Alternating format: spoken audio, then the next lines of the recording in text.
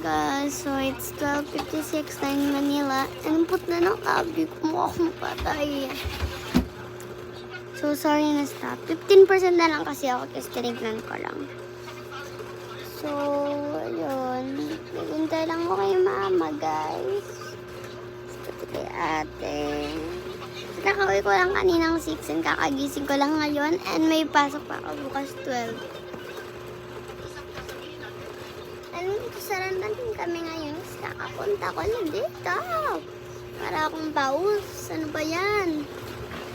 Hindi. Nasa trading day ka talaga. Hindi ka ganyan. Yung father ko.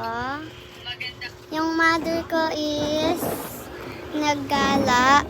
Ewan ko nasaan. Yung ate ko naman nasa bahay. Si mama kasi guys yung nagbebenta dito ng siomay. Kasi minsan pag naalis siya, nagala siya, may karir-karir siya, ako yung nagbabenta ng siomay. Kaya ako minsan napunta dito. So I think pumunta siya ng SM. Pumunta ito siya ng SM guys. Kasama niya yung mga, best friends niya. Hinintay ko na lang siya. Hala! Wait lang. Guys, ayun. Umalis na doon si Kuya Driver. Hindi yan sila yung mga motor. Basta umalis na si Kuya Driver. Nag-order kasi ako dito sa Baclaran. And tumawag lang ako ng driver para ihatid dito. Let's go unbox it.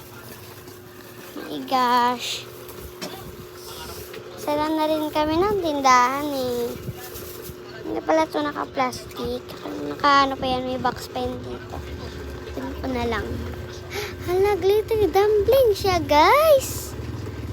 Akala ko yung normal lang na may kulay. Wow. So okay lang din. Ganun dito. Salis na ako. Tara guys, kain tayo ng siomay. Wait na lang yung part 2 pala ng siomay. Bye-bye!